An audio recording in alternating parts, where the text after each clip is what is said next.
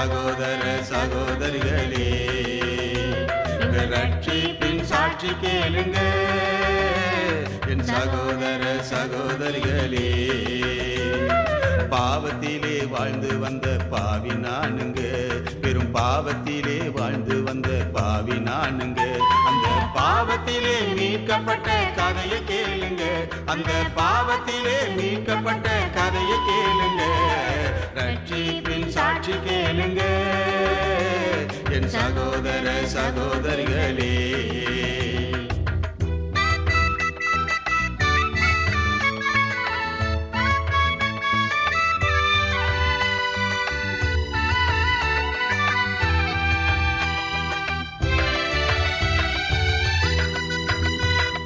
பதினாலு வயதினிலே காமம் என்னும் பேய் பிடித்தது, அது முதலாய் விபச்சாரம் செஞ்சேனுங்க. 14 வயதினிலே காமம் என்னும் பேய் பிடித்தது, அது முதலாய் விபச்சாரம் செஞ்சேனுங்க.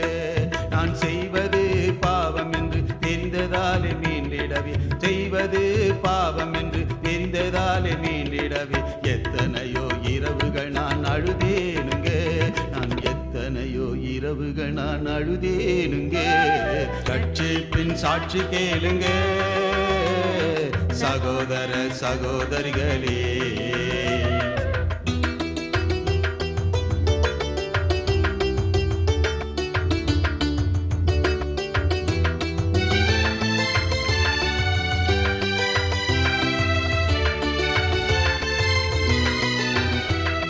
பாவத்தாலே நோயும் வந்தது, மனைவி கிட்டினியும் கர்ப்பப்பையும் அழுகி போனது. பாவத்தாலே நோயும் வந்தது, மனைவி கிட்டினியும் கர்ப்பப்பையும் அழுகி போனது. இரத்தமும் சீடுமாக யூரின் வந்தது, இரத்தமும் சீடுமாக யூரின் வந்தது. அதை பார்த்தபோது எனது உள்ளம் துடி துடித்தது, அதை பார்த்தபோது எனது உள்ளம் துடி துடித்தது. ரட்சிப்பின் சாட்சி கேளுங்க. சகோதர சகோதரிகளே,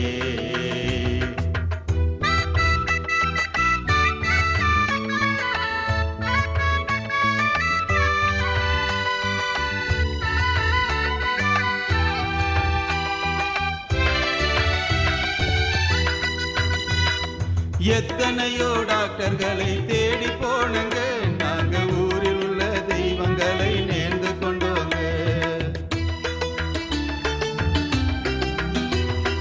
எத்தனையோ டாக்டர்களை தேடி போனங்க, நாங்க ஊரில் உள்ள தெய்வங்களை நேர்ந்து கொண்டோங்க. அத்தனை டாக்டர்களும் கைவிட்டார்களே, அத்தனை டாக்டர்களும் கைவிட்டார்களே. நான் நேர்ந்து கொண்ட தெய்வம் எல்லாம் கைவிரித்ததுங்க, நேர்ந்து கொண்ட தெய்வம் எல்லாம் கைவிரித்ததுங்க. ரட்சிப்பின் சாட்சி கேளுங்க. என் சகோதர சகோதரிகளே,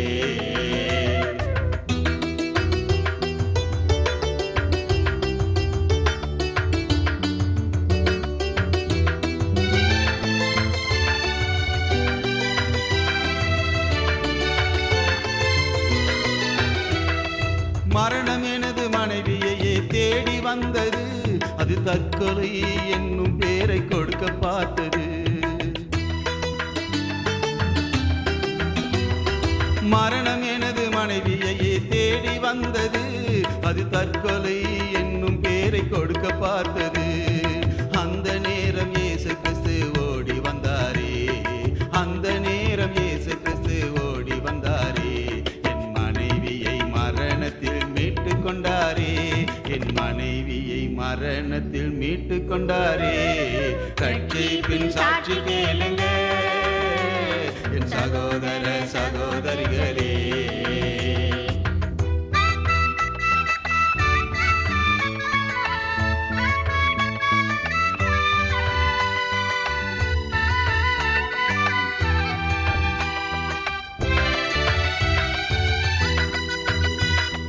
மருத்துவ சோதனைகள் பொய்யானதே, என் தேவன் சொன்ன வார்த்தை மட்டும் மெய்யானதே.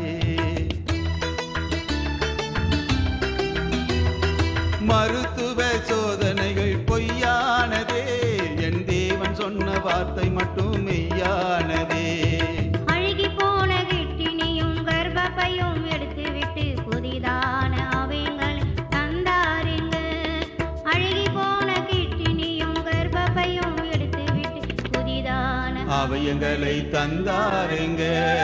ரட்சிப்பின் சாட்சி கேளுங்க சகோதர சகோதரிகளே.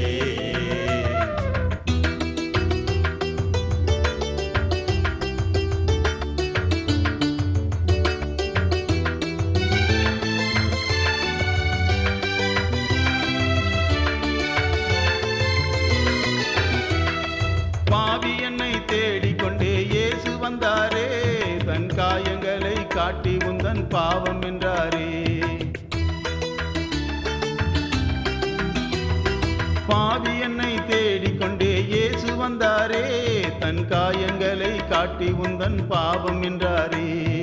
மனம் கசந்து அழுது நானும் துடித்த போது, மனம் கசந்து அழுது நானும் துடித்த போது, அவர் இரத்தத்தாலே கழுவி என்னை மீட்டு கொண்டாரே, இரத்தத்தாலே கழுவி என்னை மீட்டு கொண்டாரே.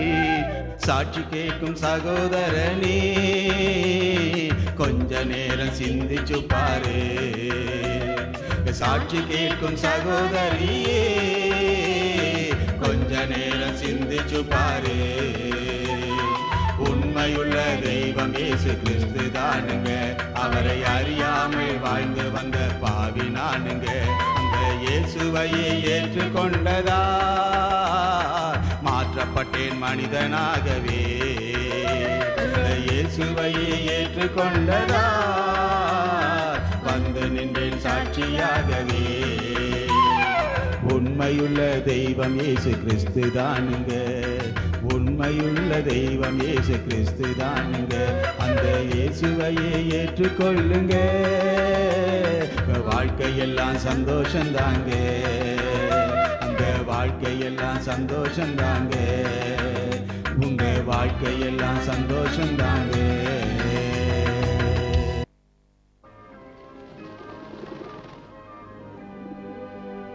ஆண்டவராகிய இயேசு கிறிஸ்துவினுடைய நாமத்தினாலே நான் உங்கள் யாவரையும் வாழ்த்துகிறேன்.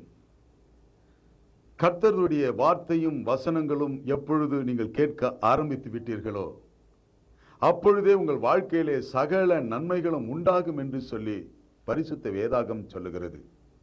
ஆம் பிரியமானவர்களே, உங்கள் வாழ்க்கையில என்றைக்கும் உண்டான சகல குறைவுகளும் இந்த நாளில் இருந்து நிறைவாக போகிறது. உங்கள் துக்கம் சந்தோஷமாய் மாறப்போகிறது. இதுவே உங்கள் துக்க முடிவின் நாளாய் இருக்க போகிறது.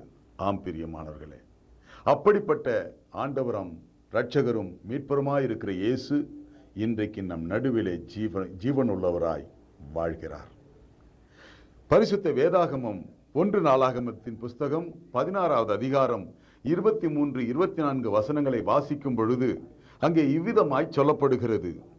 பூமியின் சகல குடிகளே கர்த்தரை பாடி நாளுக்கு நாள் அவருடைய ரட்சிப்பை சுவிசேஷமாய் அறிவியுங்கள்.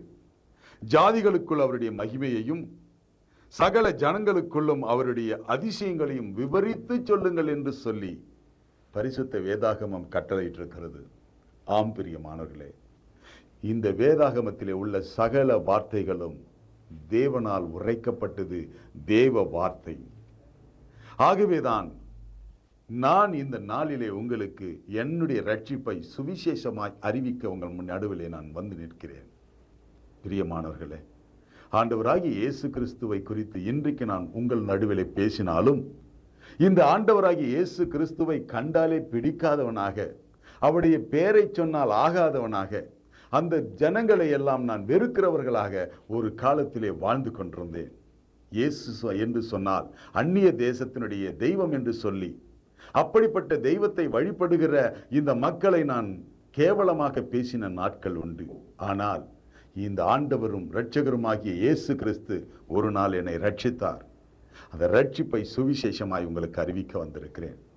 வேதாகமத்திலிருந்து ஒரு வசனத்தை வாசிக்கும் பொழுது யோவான் எழுதின சுவிசேஷம் 14வது அதிகாரம் 1 வசனம் இப்படியாய் சொல்லுகிறது, உங்கள் இருதயம் கலங்காமல் இருப்பதாக தேவனிடத்திலே விசுவாசமாயிருங்கள், என்னிடத்திலும் விசுவாசமாயிருங்கள் என்று சொல்லி பரிசுத்த வேதாகமம் கலங்கி தவிக்கிற, கண்ணீர் வடிக்கிற, துக்கப்படுகிற, துன்பத்தோடு வாழ்கிற ஒவ்வொருவரையும் பார்த்து சொல்லுகிற வார்த்தை, உங்கள் இருதயம் கலங்காமல் இருப்பதாக. நீங்கள் எந்த சூழ்நிலையில இருந்தாலும் சரி, எப்படிப்பட்ட வேதனையை அனுபவித்துக் கொண்டிருந்தாலும் சரி, என் ஆண்டவர் இன்றைக்கு உங்களுக்கு சொல்லுகிறார், உங்கள் இருதயம் கலங்காமல் இருப்பதாக. ஏன் தெரியுமா? கர்த்தருடைய வசனம் 1 தீமோத்தேயு 1:15 வசனத்தை வாசிக்கும் பொழுது, அவர் பாவிகளை ரட்சிக்கவே இந்த உலகத்திற்கு வந்தார் என்று சொல்லப்படுகிறது. பாவத்தினாலே உண்டாகிற வேதனை அனுபவித்தவன் நான். பாவம் செய்து அதனாலே அக்கிரமத்தை செய்து அதன் மூலமாக அனுபவித்த மரண பயம் என்னை வாட்டிற்று. ஆகவே நான் கலங்கினேன், தவித்தேன், துடித்தேன். ஒருவர் மீட்க மாட்டாரா என்று சொல்லி, ஒரு தெய்வமாவது என்னை மீட்க கூடாதா என்று சொல்லி வேண்டின காலம் உண்டு பிரியமானவர்களே. ஆனால் எந்த தெய்வங்களும், வழிபட்டு கொண்டிருந்த தெய்வங்களும், நான் வணங்கி நின்ற தெய்வங்களும் கூட தெய்வமாக கருதப்பட்டவைகள் எவையுமே என்னை மீட்கவில்லை. ஆனால் நான் வணங்காதவரும் நான் நினைக்காதவருமாகிய இந்த இயேசு கிறிஸ்துவே என்னை மீட்டு உங்கள் நடுவில் நிறுத்தி இருக்கிறார். ஆம் பிரியமானவர்களே, நான் ஒரு இந்து குடும்பத்திலே பிறந்தவன். சாதாரணமாய் அல்ல, பாரம்பரியமான இந்து குடும்பம், பூஜை புனஸ்காரங்கள் நிறைந்த குடும்பம். என் வாழ்க்கையிலே நான் சிறு பிள்ளையிலிருந்து பக்தி வைராக்கியத்தில் வளர்க்கப்பட்டேன். அப்படி பக்தி வைராக்கியத்திலே வளர்க்கப்பட்ட போது செய்கிற பூஜைகள் வீணாக கூடாது என்பதற்காக எந்த தெய்வத்திற்கு எப்பொழுது பூஜை செய்ய வேண்டும், எந்த தெய்வத்திற்கு எதை கொண்டு பூஜை செய்ய வேண்டும், எந்த தெய்வத்திற்கு எந்த நிமிடத்திலே பூஜை செய்தால் அது பலன் கொடுக்கும் என்ற நுணுக்கங்களை அறிந்து அந்த தெய்வங்களுக்கு அப்படியே பக்தி சிரத்தையோடு கூட அந்த வழிபாடுகளை செய்து அதனுடைய சக்திகளை பெற்றுக்கொண்டேன். நான் ஒரு தேவி உபாசகன், அம்மன் பக்தனாய் வாழ்ந்தவன். அப்படி அம்மன் பக்தனாய் தேவ உபாசகனாய் வாழ்ந்து அந்த சக்திகளை எல்லாம் எனக்குள்ளே கொண்டு வர வேண்டும் என்று சொல்லி பிரயத்தனம் செய்து அதன் மூலமாக அரிய சக்திகளை எல்லாம் பெற்றுக்கொண்டேன். நான் சொல்லுகிறது அப்படியே நடக்கும். குறி சொல்லுகிறதை போல நான் ஒவ்வொருவருக்கும் சொல்லுகிற வார்த்தைகள் அப்படியே பலிக்கும். அப்படிப்பட்ட காலங்கள் எத்தனை வயது தெரியுமா? 13 வயதிலே அப்படி நான் சக்திகளை பெற்றேன். அதோடு நின்று இருந்தால் பரவாயில்லை. மேலும் மேலும் நான் செய்த காரியம் இன்னும் அதிகமான சக்திகளை பெற வேண்டும் என்பதற்காக ஆவிகளோடு பேசுகிறது எப்படி, ஆவிகளோடு பழகுகிறது எப்படி, ஆவியின் உலகத்திலே சஞ்சரிப்பது எப்படி என்பதை அறிந்து கொண்டு அதன் மூலம் வாழ வேண்டும் என்று சொல்லி ஆசைப்பட்டு ஆவிகளோடு பேச நான் பழக ஆரம்பித்தேன். அதற்காக நான் முயற்சிகளை செய்து வெற்றி பெற்று ஆவிகளோடு பேசவும் அவைகளோடு உறவாடவும் ஆரம்பித்தேன். அப்படி நான் உறவாடின பொழுது 13 ஆவிகள் எனக்குள்ளே புக ஆரம்பித்தது. காரணம், அந்த ஆவிகளுக்கு ஒரு சரீரம் தேவை தன் இச்சைகளை தீர்த்து கொள்வதற்கு.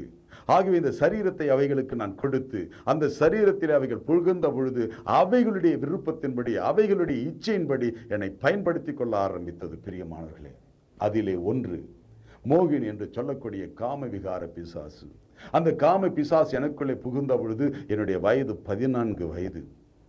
வாலிபத்தின் ஆரம்ப நாள் அது. அப்பொழுதுதான் நான் ஆரம்பமாகி அந்த வயதிலே பாவத்திற்கு அடிக்கொள்ளும்படியாக என்னை அந்த பிசாசு நடத்திற்று. அந்த 14 வயதிலே விபச்சார பாவத்திலே பெண்மோகத்திலே நான் விழுந்து போனேன். காம இச்சைக்கு ஆளாக்கப்பட்டேன். என்னை பார்க்கிறவர்களுக்கு அந்த உணர்வுகளை தூண்டத்தக்கதான காரியங்கள் எனக்குள் இருந்து புறப்பட ஆரம்பித்தது. இப்படி 14 வயதிலே விபச்சார பாவத்திலே விழுந்து என் சரீரத்தை விபச்சாரத்திற்கு கொடுத்தேன். இப்படி நான் வாழ்ந்து வரும் பொழுது 17வது வயதிலே ஒரு பெண்ணை நான் அடைய நினைத்து அதை அடைய முடியாமல் போனதினாலே அவளை எப்படியாவது அடைய வேண்டும் என்ற வெறி பிடித்தவனாக அவளுக்காக நான் என்னென்ன செய்ய முடியுமோ செய்து பார்த்து அவள் கிடைக்காத காரணத்தினாலே அதை இந்த 13 சக்திகளிடத்திலே கேட்டு அவைகள் மூலமாக அவைகளை அடைவதற்கு முயற்சி செய்த பொழுது அவைகள் மாந்திரிகத்தின் வழி எனக்கு காட்டிற்று. மாந்திரிக வழிகளிலே வசியப்படுத்தக்கூடிய மையை தயாரிக்க வேண்டும் என்று எனக்கு சொன்னதினாலே நான் மையை தயாரிப்பதற்கு பிரயத்தனப்பட்டேன். காரணம், நான் முறைப்படியான மந்திரத்தை கற்றுக்கொண்டு இருக்கவில்லை. மந்திரத்தை குறித்து எனக்கு ஒன்றும் தெரியாது. என் பக்தியின் சிரத்தையினாலே பக்தி வைராக்கியத்தினாலே அரிய சக்திகளை பெற்றிருந்தாலும் இந்த மாந்திரிக சக்தி எனக்குள்ளே இல்லாததினாலே நான் தயாரித்த மை எனக்கு பலன் கொடுக்கவில்லை. ஆகவே மீண்டுமாய் அதற்காக நான் பிரயத்தனப்பட்டு ஒரு மந்திரவாதியினுடைய துணை இல்லாமல் மையை தயாரிக்க முடியாது என்பதை தெரிந்து கொண்டு ஒரு மந்திரவாதியின் இடத்துல போய் சொன்னேன், எனக்கு இந்த மையை தயாரித்துக் கொடு என்று. ஆனால் அவன் ஆரம்பத்தில் எனக்கு புத்தி சொன்னான், இது வேண்டாம், இது விபரீதமான ஆசை, இதனால் உனக்கு பயங்கரமான விளைவுகள் உண்டாகும் என்று சொல்லி என்னை எச்சரிக்கை செய்தும் கூட நான் அதை கேட்கவில்லை. எனக்கு அந்த மை வேண்டவே வேண்டும் என்று சொல்லி அவனிடத்திலே நான் பிடிவாதமாக இருந்ததனாலே அவன் சில வழிகளை எனக்கு காட்டினான். அதிலே ஒரு வழி, ஒரு தலைப்பிள்ளை கர்ப்பமாகி 3 மாதம் நிறைவடைந்த ஒரு கர்ப்பஸ்திரியினுடைய கர்ப்பத்தில் இருக்கிற அந்த கருவை எடுத்துக்கொண்டு வர வேண்டும் என்று சொல்லி எனக்கு கட்டளையிட்டான். அப்படி அவன் சொன்ன வண்ணமாக ஒரு பெண்ணுடைய கருவை எடுத்து கொண்டு வந்து கொடுத்தேன். அடுத்ததாக ஒரு பிறந்த பிள்ளையை கொண்டு வர வேண்டும், அது ஆண் பிள்ளையா இருக்க வேண்டும் என்று சொன்னதுபடி அப்படி அந்த பிள்ளையும் கொண்டு வந்து கொடுத்தேன். பிரியமானவர்களே, இதன் மூலமாக ஒரு மையை தயாரிக்க என்னை பயன்படுத்தி கொண்டான். அந்த மையை தயாரித்து முடித்த பொழுது அது அபூர்வ சக்தி படைத்ததாக இருந்தது. எப்படி? அதை என் நெற்றியிலே வைத்தால் அது தானாக திருசூலமாய் மாறும். அது மாத்திரமல்ல, அந்த மைய நெற்றியில இருக்கும்போது என் நெற்றியை பார்க்கிறவர்கள், அந்த மையை பார்க்கிறவர்களுக்கு அப்படியே மதிமயங்கிவிடும். நான் எதை சொன்னாலும் அப்படியே செய்வார்கள், மறுதளிக்கவே முடியாது. அப்படிப்பட்ட ஒரு அபூர்வ சக்தி என் இடத்துல கொடுத்து விட்டு அதை வெறுமையாக பயன்படுத்தக்கூடாது என்றும் அதற்காக ஒரு அரிய சக்தி வேண்டும் என்று சொல்லி அதற்காக ஒரு துஷ்ட தேவதை எனக்கு கொடுத்தான். அந்த துஷ்ட தேவதைக்கு ரத்தத்தினாலே அபிஷேகம் செய்து பூஜை செய்ய வேண்டும் என்று எனக்கு உத்தரவு கொடுத்திருந்தான். அது மாத்திரமல்ல, இந்த மையை பயன்படுத்தி நான் மற்றவர்களுக்கு செய்கிற அந்த காரியங்களை மனிதர் மூலமாய் செய்யாமல் சக்திகளின் மூலமாய் செய்வதற்காக எனக்கு 3 குட்டிச்சாத்தான்களை கொடுத்தான். அந்த குட்டிச்சாத்தான்கள் அபூர்வ சக்தி படைத்தது. காற்று போக முடியாத வேகத்திலே போகும், காற்று புக முடியாத இடத்திலே புகுந்துவிடும். அப்படிப்பட்ட ஒரு அபூர்வ சக்தி அந்த 3 குட்டிச்சாத்தான்களுக்கு இருந்ததை எனக்கு கொடுத்த பொழுது நான் மிகுந்த சந்தோஷம் அடைந்தேன். உலகத்திலே என்னை விட பெரிய மனிதன் யாரும் இல்லை என்று சொல்லி நினைத்துக் கொண்டேன். ஆனால் அதனுடைய விபரீதம் எனக்கு தெரியாது. இப்படி அந்த மையை கொண்டு வந்து எந்த பெண்ணை அடைய வேண்டும் என்று நினைத்தனோ அந்த பெண்ணை அடைந்தேன். அவள் 3வது நாள் மரித்து போனாள். அதன் பிறகு நான் யாரையெல்லாம் பழி வாங்க துடித்தேனோ அவர்களெல்லாம் பழி வாங்கினேன். யாரையெல்லாம் அடைய துடித்தேனோ அவர்களெல்லாம் அடைந்தேன். என் இச்சையின்படியாக, என்னுடைய இச்சை அல்ல, என் சரீரத்தில் இருந்த ஆவிகளுடைய இச்சைகளை எல்லாம் நான் இப்படி பூர்த்தி செய்ய ஆரம்பித்தேன். இப்படி இருக்கும்போது 18 வயது என்னுடைய வயதிலே இன்றைக்கு எனக்கு மனைவியாக இருக்கக்கூடியவளை அப்படியே வசப்படுத்தி என் பக்கமாக இழுத்து அவளை திருமணம் செய்து கொண்டேன். எல்லாருக்கும் விரோதமாக அந்த திருமணத்தை நான் நடத்தி என் மனைவியோடு வாழ்ந்தாலும் கூட இந்த பாவம் மாத்திரம் என்னை விட்டு போகவில்லை. தினமும் தினமும் இந்த பிசாசுகளுக்காக நான் பாவம் செய்ய ஆரம்பித்தேன்.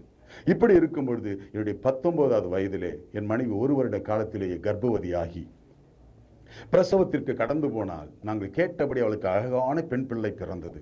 அந்த பெண் பிள்ளை பிறந்த உடனே மிகுந்த சந்தோஷமாய் குதூகலமாய் இருந்தேன். ஆனால் 3வது நாள் அந்த பிள்ளையையும் என் மனைவியையும் மருத்துவமனையிலிருந்து அழைத்து வருவதற்கு நான் சென்ற பொழுதுதான் அங்கே ஒரு பெரிய விபரீதம் காத்திருந்தது. என்ன இது? நான் வைத்திருந்த 3 குட்டிச்சாத்தான்களும் என் தலைப்பிள்ளை ஆகிய அந்த பெண் பிள்ளையை கொன்று அவருடைய ரத்தத்தை குடித்து சாகடித்திருந்தது. அதை காணும் பொழுது எனக்கு உண்மை புரிந்ததினாலே நான் வேதனைப்பட்டேன், துடித்தேன், காப்பாற்ற வழி இல்லாமல் தவித்தேன். அப்பொழுது நான் ஒரு தீர்மானம் பண்ணிக்கொண்டேன். நான் யாரை அடைய விரும்பினோனோ அடைந்து விட்டேன், யாரை பழிவாங்க நினைத்தேன் அவன் முடித்து விட்டேன். ஆகவே இனிமேலும் எனக்கு வேண்டாம். நான் என்னுடைய குடும்பத்திற்கு ஒரே பிள்ளையாக இருந்தபடினாலே என் குடும்ப வாரிசு என் மூலமாக தான் உருவாக வேண்டும்.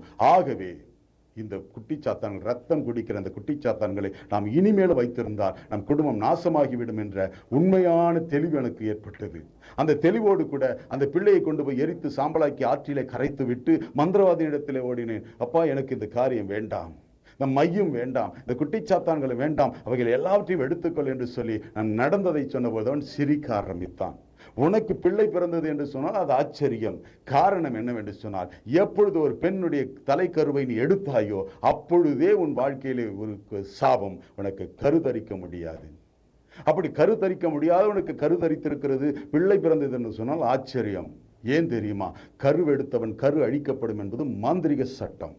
இந்த மாந்திரிக சட்டத்தை அறியாதவனாக நீ செய்த அந்த பாவத்தினாலே உனக்கு சாபம் உண்டாயிற்று. இந்த சாபம் நிச்சயமாய் நிறைவேறும். ஆகவே எந்த காலத்திலும் உனக்கு பிள்ளை பாக்கியம் கிடைக்காது என்று எனக்கு சொன்ன பொழுது நான் கதற ஆரம்பித்தேன். துடித்தவன் இடத்திலே சொன்னேன், எப்படி அந்த குட்டிச்சாத்தான்களை மாத்திரம் எடுத்து விடு, என் சாபத்தை நான் யாகம் செய்து பூர்த்தி செய்து கொள்கிறேன், என் தெய்வங்களிடத்திலே முறையிட்டு நான் அதை தீர்த்துக் கொள்கிறேன், இந்த பிசாசுகளை மாத்திரம் எடுத்துக்கொள் என்று சொன்னபொழுது அவன் சொன்னான், நீ என்றைக்கு சாகிறாயோ அன்றைக்கு தான் அந்த பிசாசுகள் உன்னை விட்டு வெளியிலே வரும். அது வரையிலே உன்னையும் அதை பிரிக்க முடியாது, என்னாலும் ஆகாது என்று சொல்லிவிட்டான்.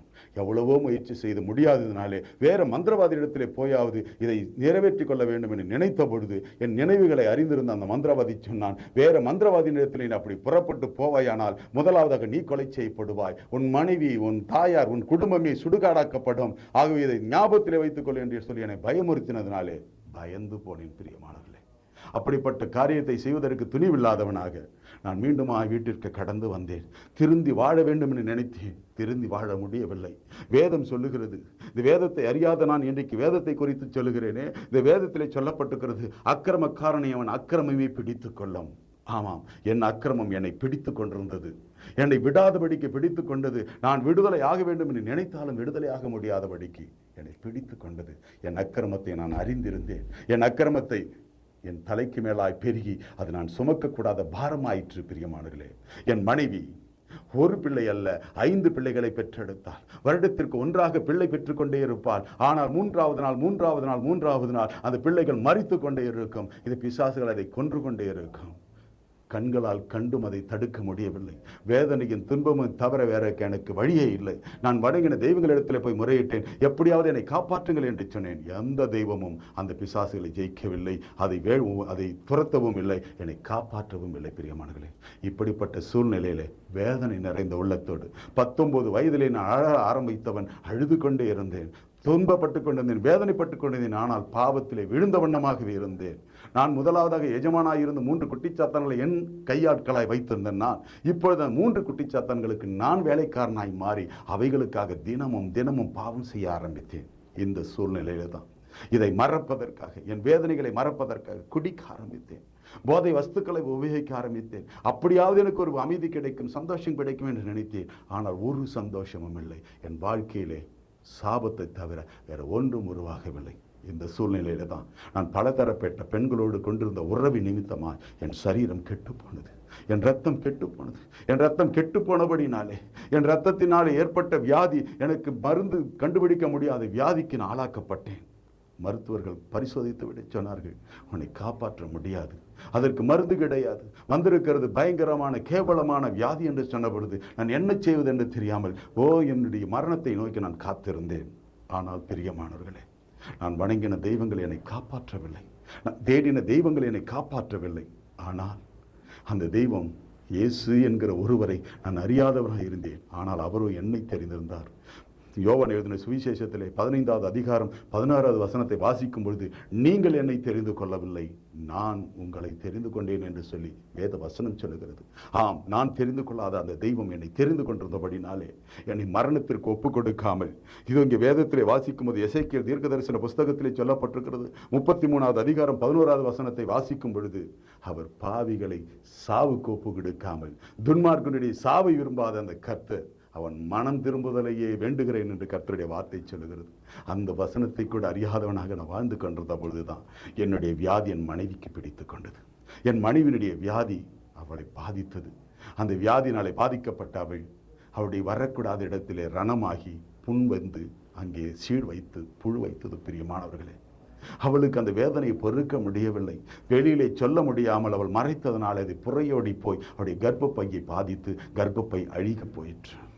அது மாத்திரமல்ல, ஒரு கிட்னி அழுகி போன நிலைமையிலே மாறின பொழுது அவளுக்கு யூரியனுக்கு பதிலாக ரத்தமும் சீடுமாய் போக ஆரம்பித்தது. இந்த ரத்தமும் சீடுமாய் போன பொழுது அவளுடைய சரீரத்தையே அது இத்து போகும்படியாய் செய்தது. அவள் அழகை இழந்தாள், சௌந்தரியத்தை இழந்தாள், பலத்தை இழந்தாள், எல்லாவற்றையும் இழந்து விட்டாள். இப்பொழுது அவள் நடைபெணமாய் மாறின பொழுது அவளை மருத்துவரிடத்தில் அழைத்து போனேன். அந்த யூரின் ரத்தமும் சீடுமாய் போக வேண்டும் என்று சொன்னால், ஒரு குழந்தையை பெற்றெடுக்க கர்ப்பஸ்திரி என்ன வேதனைப்பட்டால் அந்த குழந்தை வெளியில வருமோ, அந்த வேதனையை அனுபவித்த பிறகுதான் அந்த கொஞ்சம் ரத்தமும் சீடுமான யூரின் வெளியில வரும். ஒரு நாளைக்கு 8 முறை 10 முறை 15 முறை இப்படி அவர் யூரின் போகும்போதெல்லாம் அத்தனை குழந்தைகளை பெற்றெடுக்கிற வேதனையை அனுபவிக்க ஆரம்பித்தார். அவளை மருத்துவரிடத்தில் அழைத்து போன பொழுது அவர்கள் பரிசோதித்து விட்டு சொன்னார்கள், வந்திருக்கிறது சாதாரண வியாதி அல்ல, விபச்சாரிகளுக்கு வரக்கூடிய கொடிய நோய். இப்படிப்பட்டவளை காப்பாற்றுவதற்கு முயற்சி செய்தபோது அவர் சொன்னார்கள், உன் மனைவியை காப்பாற்ற முடியாது. ஏன் என்று சொன்னால், முற்றிவிட்டது. ஆனாலும் அவளை காப்பாற்ற வேண்டும் என்று சொல்லி நான் கெஞ்சி கதறின நாட்கள். அந்த வேளையிலே அவர்கள் பரிசோதித்து விட்டு சொன்னார்கள், உன் மனைவியுடைய கர்ப்பப்பையும் கிட்னியும் அழுகிவிட்டது. ஆனால் ஒரு கிட்னி நல்ல நிலைமையில் இருக்கிறதுனாலே ஆப்ரேஷன் பண்ணி உடனே இந்த அழுகி போன கிட்னி கர்ப்பப்பை எடுத்துட்டா ஒருவேளை உன் மனைவி பிழைக்கலாம் என்று சொல்லி டாக்டருக்கு சொன்ன அந்த வார்த்தையின்படி நான் மருத்துவமனையிலிருந்து ஸ்டான்லி மருத்துவமனைக்கு அவளை கொண்டு போய் சேர்த்தேன். அங்கே ஆஸ்பத்திரியில் சேர்த்து அவளுக்கு ஆப்ரேஷனுக்கு நாள் குறித்து அவளுடைய பரிசோதனைகள் செய்து கொண்டிருக்கிற காலத்திலே அவருடைய ரத்தத்திலே சர்க்கரை வியாதி இருப்பது கண்டுபிடிக்கப்பட்டது. பிரியமானவர்களே, இந்த சர்க்கரை வியாதினாலே அவர்கள் பரிசோதித்து விட்டு சொன்னார்கள், ஆஹா, இவளுக்கு இப்போ ஆப்ரேஷன் செய்யக்கூடாது. ஏன் என்று சொன்னால், சர்க்கரை வியாதியோடு இருக்கிறவர்களுக்கு ரண சிகிச்சை செய்தால் ஆறாது, புண் ஆறாமலே செத்து போகக்கூடும் என்று சொல்லி அவர்கள் சொன்னார்கள், உன் மனைவிக்கு ஆப்ரேஷன் பண்ணினாலும் பிழைக்க மாட்டார்.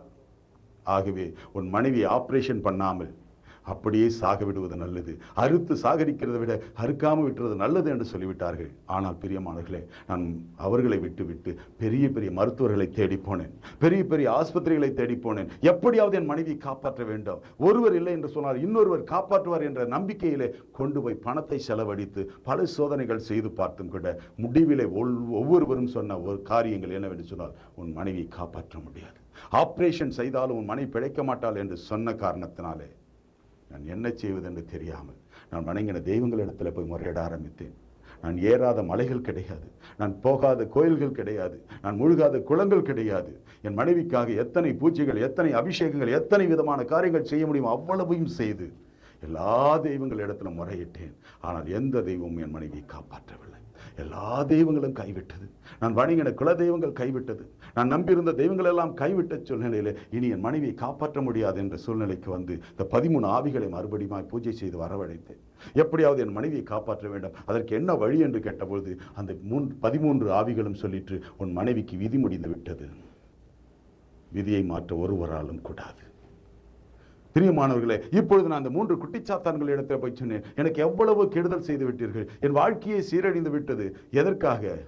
என்னுடைய ஆசையினாலே. ஆனால் என் மனைவி ஒரு பாவம் அறியாதவள், அவளை காப்பாற்றிக் கொடுங்கள், உங்கள் சக்திகளை பிரயோகித்து அதை எப்படியாவது என் மனைவிக்கு உயிர் பிச்சை கொடுங்கள் என்று சொன்ன பொழுது அந்த 3 குட்டிச்சாத்தான்களும் சொல்லிச்சு, உன் மனைவிக்கு விதி முடிஞ்சிருச்சு, காப்பாற்ற முடியாது. ஆம் பிரியமானவர்களே, எல்லா சக்தி கைவிட்ட பொழுது கடைசியாக மந்திரவாதியின் இடத்திலே ஓடி சொன்னேன், எப்படியாவது என் மனைவியை காப்பாத்து, நீ மந்திரம் செய்தாவது அல்லது மூலிகை கொடுத்தாவது மருந்து கொடுத்தாவது எப்படியாவது என் மனைவியை காப்பாத்து என்று சொன்னபோது அவன் சொன்னான், மந்திரத்தினாலே வியாதிகளை குணப்படுத்த முடியாது, மந்திரத்தினாலே மந்திரத்தை நிற்க முடியும், ஆனால் உன் மனைவிக்கு வந்திருக்கிறது சரீர பிரகாரமான வியாதி, ஆகிய உன் மனைவியை காப்பாற்ற முடியாது என்று சொல்லி அந்த மந்திரவாதியும் கைவிட்டான். பிரியமானவர்களே, என் அருமையான சகோதரனே சகோதரியே, உலகத்திலே உள்ள அத்தனை சக்திகளும் கைவிட்டது. மனித சக்தி கைவிட்டது, தெய்வ சக்தி கைவிட்டது, பிசாசின் சக்தி கைவிட்டது, மாந்திரிக சக்தியும் கைவிட்டது. பிரியமானவர்களே, இனி என் மனைவியை காப்பாற்றுவதற்கு எந்த சக்தி இருக்கிறது? எனக்கு அதற்கு மேலும் சக்தி கிடையாது. எல்லாவற்றையும் தெரிந்து கொண்டேன். நான் இனி என் மனைவி சாவதை தவிர அவளுக்கு முன்பாக நான் சாவேனோ அல்லது அவள் சாவாளோ என்று தெரியாத வண்ணமாக நான் அழுது புலம்பிக் கொண்டு நடைப்பயணத்தை போல வாழ ஆரம்பித்தேன். நான் போலீஸ்காரன், காவல்துறையில பணியாற்றி என்னுடைய சர்வீஸ் முழுவதும் ரைட்டராக எழுத்தராகவே வாழ்ந்து கொண்டிருந்தவன். எதற்காக என்று சொன்னால், என்னுடைய வாழ்க்கையிலே நான் செய்த காரியத்தின் நிமித்தமாக அநேக குடும்பங்கள் எனக்கு உருவாயிற்று. குற்றப்பிரிவை தேர்ந்தெடுத்து குற்றவாளிகளை உருவாக்கி இருந்தேன். அதன் மூலமாய் வருகிற வருமானத்தை கொண்டு பல குடும்பங்களை காப்பாற்றி கொண்டிருந்தேன். ஆனாலும் ஒரு குடும்பத்திலே கூட எனக்கு சமாதானம் இல்லை, சந்தோஷம் இல்லை. காரணம், என் வாழ்க்கையை முடிகிற தருவாய்க்கு வந்த பொழுதுதான் என்ன செய்வதென்று தெரியாமல் நான் கலங்கி கொண்டிருந்தேன். இந்த காரியங்களை எல்லாம் அறிந்திருந்த என் மனைவி ஒரு முடிவெடுத்தார். எதற்காக வேதனைப்பட்டு சாக வேண்டும்? எதற்காக இப்படி தினமும் தினமும் சாவது? அதை விட ஒரே நாளிலே ஒன்றாய் செத்து போவது நலம் என்று சொல்லி தற்கொலை செய்து கொண்டு சாக முடிவெடுத்தார். அந்த முடிவோடு கூட அவள் தற்கொலைக்கு தயாரானாள். தூக்க மாத்திரைகளை எல்லாம் சேர்த்து வைத்துக் கொண்டு அதை சாப்பிடுவதற்கு ஆயத்தமாகி ஒரு நாள் சாயந்தரம் 6 மணிக்கு, அன்றைக்கு செவ்வாய்க்கிழமை சாயந்தரம் 6 மணிக்கு என்னுடைய காவல் நிலையத்திலே நான் போய் என்னுடைய வேலையை செய்து கொண்டிருக்கிறேன். என் மனைவியோ அந்த இடத்திலே மாத்திரையை எல்லாம் எடுத்து வைத்துக்கொண்டு தண்ணீரை வைத்துக்கொண்டு கதவை தாழ்பாலிட்டு ஜன்னலை தாப்பாலிட்டு மாத்திரைகளை சாப்பிட்டு 6 மணிக்கு படுத்துறா, 10 மணிக்குள்ள தூங்கிடுவோம், அப்படி தூக்கத்திலே உயிர் போயிடும்னு சொல்லி நினைச்சா. பிரியமானவர்களே, அப்படி தற்கொலைக்கு போகிற வேளையில என் வீட்டிலே 13 வகையான ஆவிகள் இருக்கிறது. என் வீட்டிலே 3 குட்டிச்சாத்தான்கள் இருக்கிறது, என்னுடைய குலதெய்வங்கள் இருக்கிறது, எல்லாம் இருக்கிறது. என் மனைவியை ஒரு நொடியிலே காப்பாற்றி இருக்க முடியும். ஆனால் அவைகள் காப்பாற்றவில்லை. ஏன் என்று சொன்னால், என் மனைவியின் விதி முடிந்து விட்டதாக அவர்கள் கருதிற்று. ஆனால் நான் வணங்காத ஒரு தெய்வம் என் மனைவியை கண்டார். அவர் சொன்ன வார்த்தை வேதத்திலே சொல்லப்பட்டிருக்கிறது, உன்னை என் கருவிலே கண்டேன், உன்னை பேர் சொல்லி அழைத்தேன் என்று சொல்கிறார். அந்த உண்மையுள்ள தெய்வம் தான் என் மனைவியை தேடி வந்தது. பிரியமானவர்களே, ஆம் பிரியமானவர்களே, மரணத்திற்கு தன்னை ஆயத்தப்படுத்தி கொண்டு தற்கொலைக்காக மாத்திரைகளையும் தண்ணீரையும் வைத்துக்கொண்டு அவள் பார்க்கும்பொழுது மிகுந்த வேதனை நிறைந்தவளாய் அழ ஆரம்பிக்கிறாள். இப்படி சாக போகிற தருவாயிலே தன்னுடைய பிள்ளையை நினைத்து பார்க்கிறாள். 5 பிள்ளைகளை பறிகொடுத்து விட்டே, தத்தெடுத்த பிள்ளையும் பறிகொடுத்து விட்டேன், 6 பிள்ளைகள் செத்து போனது என்று சொன்னீர்களே, இந்த ஒரு பிள்ளை யார் என்று கேட்பீர்கள். ஆம் பிரியமானவர்களே, இயேசு கிறிஸ்து என்று சொன்னால் அது கிறிஸ்தவர்களுக்கு தான் தெய்வம் என்று சொல்லி இந்த உலகம் சொல்லிக் கொண்டிருக்கிறது. ஒரு காலத்திலே அப்படிதான் நானும் சொல்லிக் கொண்டிருந்தேன். ஆனால் இந்த ஆண்டவராகிய இயேசு கிறிஸ்து உலகம் முழுவதும் இருக்கிற சகல ஜனங்களுக்கும் அவர்தான் தெய்வம் என்பதை அறியவில்லை. என் வாழ்க்கையிலே என் மனைவி 4 பிள்ளைகளை பறிகொடுத்தால், அது இடையிலே ஏற்பட்ட அந்த தத்து பிள்ளையும் பறிகொடுத்தால் 5 பிள்ளைகள் முடிந்து விட்டது. ஆனால் இந்த 5வது பிள்ளை கர்ப்பத்திலே இருக்கும் பொழுது, என் மனைவி 3 மாத கர்ப்பவதியாக இருக்கும் பொழுது நான் வேலை நிமித்தமாய் வெளியூருக்கு சென்றிருந்தேன். அப்படி வெளியூருக்கு சென்றிருக்கிற பொழுது என் மனைவி தனிமையில இருந்ததை பயன்படுத்தி இந்த 3 குட்டி சாத்தான்களையும் மனைவியோடு விளையாட ஆரம்பித்து விட்டது. அவருடைய கர்ப்பத்தை அவைகள் கலக்கி அந்த கர்ப்பம் வெளியேறும்படியாக செய்து அந்த கர்ப்ப உதிரத்தை அதை குடிக்க ஆரம்பித்து விட்டது. தனக்கு ஏற்பட்ட கர்ப்ப கலைவை நினைத்து பார்த்தால் அதை தெரிந்து கொண்டால், ஆனால் தனக்கு ஏற்படுகிற அந்த உணர்ச்சிகளை அவள் புரிந்து கொள்ள முடியாமல் பயந்து போய், தனக்கு ஏதோ ஒரு விபரீதம் நடக்கிறது என்று சொல்லி பயந்து வீட்டை விட்டு வெளியிலே வந்து தன் தாயாரை தேடி போகிறாள். ஆனால் தாயாரோ அந்த வீட்டிலே இல்லை. அவர்கள் தன்னுடைய மூத்த மகள் வீட்டிற்கு கடந்து சென்றிருந்தபடினாலே இப்பொழுது எங்கே செல்வதென்றே அவளுக்கு புரியாமல், சாதாரணமாக இந்த கர்ப்பம் கலங்கினவர்கள் மருத்துவர்களை தேடி போக வேண்டும். ஆனால் இவள் மருத்துவர்களை தேடி போகாமல் தன்னுடைய 2வது சகோதரியுடைய நினைவுக்கு வந்தவளாக அந்த சகோதரியை தேடி போகிறாள். யார் அந்த சகோதரி என்று சொன்னார், என் மனைவியுடைய 2வது சகோதரி. அவர்கள் வாழ்க்கையிலே இயேசு கிறிஸ்துவை ஏற்றுக்கொண்டு விட்டார்கள்.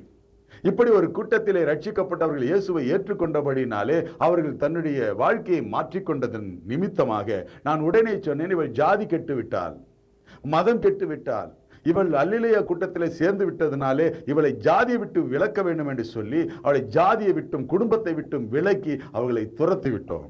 அப்படிப்பட்ட ஒரு சகோதரியை காண வேண்டும் என்ற வாஞ்சை இவளுக்கு ஏற்பட்டு 8 மணி நேர பயணத்திற்கு பிறகாக அவள் தன் சகோதரியை காணப்போகிறாள். அந்த சகோதரியை கண்ட பொழுது அந்த சகோதரி ஆச்சரியப்பட்டு சொல்கிறார், எப்படி வந்தா, என்ன நடந்தது என்று கேட்கும்போது இவன் நடந்ததை எல்லாம் சொல்லும் பொழுது அந்த சகோதரி என் மனைவிக்காக ஜெபித்து விட்டு தன் ஊழியக்காரரை அழைத்து சொல்கிறார், ஐயா இப்படிப்பட்ட காரியம் நடந்து விட்டிருக்கிறது, என் மனைவி என்னுடைய சகோதரிக்கு நீங்கள் ஜெபம் பண்ணுங்கள் என்று சொன்ன பொழுது அந்த ஊழியக்காரர் என் மனைவிக்காக ஜெபிக்கிறார். 8-9 மணி நேரங்கள் கடந்து விட்டது. உதிரப்போக்கோடு கூட இருக்கிற அவளுக்கு அந்த ஊழியக்காரர் ஜெபம் பண்ணுகிறார். அப்பொழுது அவருடைய வாயிலிருந்து தேவனுடைய வார்த்தை புறப்பட்டு வருகிறது. என்ன வார்த்தை? பயப்படாதே, நான் உன்னோடு கூட இருக்கிறேன், உனக்கு ஒரு அழகான ஆண் பிள்ளையை கொடுப்பேன், அவன் வருகிற நாட்களிலே ஒரு ஊழியக்காரனாய் வருவான் என்று சொல்லி அந்த வார்த்தை தீர்க்க தரிசனமாய் உரைக்கப்பட்டு என் மனைவிக்கு ஜெபித்து தண்ணீரை கொடுத்த பொழுது 8-9 மணி நேரத்திற்கு பிறகாக அந்த உதிரப்போக்கு அப்படியே நின்று போய்விட்டது. அந்த உதிரப்போக்கு நின்று போனது மாத்திரமல்ல, அது கருவாகவே நின்று போனது. பிரியமானவர்களே, இது இப்படிப்பட்ட ஒரு அற்புதத்தை நான் அறியாத பொழுது, என் மனைவி அறியாத பொழுது இந்த அற்புதத்தை 1976ஆம் ஆண்டிலே இயேசு எங்கள் வாழ்க்கையிலே முதன்முறையாக இடைப்பட்டு அப்படி செய்திருக்கிறார். ஆனால் அந்த உதிரப்போக்கு நின்று போய் சுகமா பெற்றவளாக தன் வீட்டிற்கு கடந்து வந்துவிட்டால், கர்ப்பமாய் இருந்தால், ஆனால் அதை வெளியிலே சொல்லவில்லை. தன் சகோதரி வீட்டுக்கு போனதையோ தனக்கு ஏற்பட்ட காரியங்களை சொல்லாமலே மறைத்து ஏற்ற வேலையிலே பிரசவ காலம் வந்தது. அப்படி பிரசவ காலம் வந்த பொழுது அவளுக்கு பெரிய ஆபரேஷன் பண்ணி அந்த கர்ப்பத்தை எடுத்தார்கள். அங்கே ஒரு அழகான ஆண் பிள்ளை கிடைத்தது. ஆனால் இந்த காரியங்கள் ஒன்றும் தெரியாதவனாக நான் வாழ்ந்ததனாலே அந்த பிள்ளையும் சாகும் என்று நினைத்திருந்தேன். ஆனால் அந்த பிள்ளை சாகவில்லை. ஏன் என்று சொன்னால், தேவனுடைய வார்த்தையினாலே உண்டான அந்த பிள்ளை சாகடிக்கப்பட முடியாமல், இந்த பிசாசுகளை தொடப்பட முடியாமல் அந்த பிள்ளை வளர்ந்தது. பிரியமானவர்களே, அதுதான் 5வது பிள்ளை. அந்த பிள்ளைக்கு மாத்திரம் ஒரு தீங்கும் வராதபடிக்கு தேவனுடைய வார்த்தை காத்து கொண்டது. ஆனால் எனக்கு தெரியாது, நான் நினைத்தது என்னவென்று சொன்னால், நான் செய்த பூஜைகள் பலன் கொடுத்து விட்டது, நான் என்னுடைய தெய்வங்கள் கண் திறந்து விட்டது என்று சொல்லி அந்த தெய்வத்தினுடைய பேரை என் பிள்ளைக்கு நான் சுட்டி வாழ்ந்து கொண்டிருந்தேன். 6வதாக ஒரு பெண் பிள்ளை பிறந்தது. ஆனால் அந்த பிள்ளையும் மரித்து போனது. இப்படிப்பட்ட சூழ்நிலையிலே அந்த பிள்ளை மாத்திரம் வளர்ந்தது. எந்த பிசாசுகளாலே கொன்று அது ரத்தத்தை குடிக்க வேண்டுமா அந்த பிசாசுகள் என் பிள்ளையை வளர்த்தது. பிரியமானவர்களே, அந்த பிள்ளை தான் இப்பொழுது என் மனைவியுடைய நினைவுக்கு வந்து என் வீட்டிலே இருந்த அந்த பிள்ளையை பார்த்து அவள் நினைக்கிறாள், நாம் இப்பொழுது உயிரோடு இருக்கும்பொழுது இப்படிப்பட்ட காரியங்களை எல்லாம் செய்த தன்னுடைய கணவன் நாம் செத்த பிறகு இந்த பிள்ளை எப்படி காப்பாற்றப் போகிறான்? ஆகவே பேசாமல் அந்த பிள்ளைக்கும் அந்த தூக்க மாத்திரைகளை போட்டு அதையும் கொலை செய்துவிட்டு நாமும் தற்கொலை செய்து கொண்டால் என்ன என்று சொல்லி அந்த பிள்ளையை தேடும் போது அந்த பிள்ளை கிடைக்கவில்லை. ஆனாலும் அதை தேடி அழுத்து விட்டு மறுபடியும் அந்த தற்கொலைக்கு தன்னை தயார்படுத்தின பொழுது வாயிலே மாத்திரைகளை போட போகிறார். அப்படி வாயிலே மாத்திரை போட போகிறதுக்கு சற்று நேரம்தான், ஒரு நொடி பொழுதிலே விழுந்து விடும். அப்படிப்பட்ட நேரத்தில் என் வீட்டினுடைய கதவு தட்டப்படுகிறது. அந்த சத்தம் எப்படி கேட்கிறது? என் மனைவிக்கு ஒரு பயங்கரமான இடி முழக்கம் போல, அந்த இடி முழக்கத்தை போல கதவை யாரோ பிளக்கிறதை போன்ற ஒரு பயங்கர சத்தம் என் மனைவிக்கு உண்டாகி, அதனாலே பயந்து போய், ஐயோ யாரோ கதவை உடைக்கிறார்களே என்று சொல்லி பயந்து கொண்டு மெதுவாக எழுந்து கண்களை துடைத்துக் கொண்டு அந்த மாத்திரைகளை கீழே வைத்து விட்டு மெதுவாய் போய் கதவை திறந்து பார்க்கிறாள். அந்த இடத்திலே ஒரு சகோதரி நின்று கொண்டிருந்தால். பிரியமானவர்களே, வேதம் சொல்லுகிறது, வாசற்படி நின்று கதவை தட்டுகிறேன், என் சத்தத்தை கேட்டு ஒருவன் திறப்பானாகி நான் உள்ளே பிரவேசித்து அவனோடு போஜனம் பண்ணுவேன், அவனும் என்னோடு போஜனம் பண்ணுவான் என்று கர்த்தருடைய வார்த்தை சொல்லுகிறது. ஆனால் இது எங்களுக்கு தெரியாது. அங்கே சகோதரி நின்றவளை பார்த்தேன். மனைவி ஆத்திரமாய் கேட்கிறார், ஏன் இப்படி கதவை உடைக்கிறீர்கள்? அந்த சகோதரி யார்? எங்க வீட்டுக்கு மேலே இருக்கிற ஒரு போலீஸ்காருடைய மனைவி. பாரம்பரிய ரோமன் கத்தோலிக்க கிறிஸ்தவ குடும்பத்தை சேர்ந்த அவர்கள் 1 வருடத்துக்கு முன்பாக இயேசு கிறிஸ்துவை ஏற்றுக்கொண்டு விட்டார்கள்.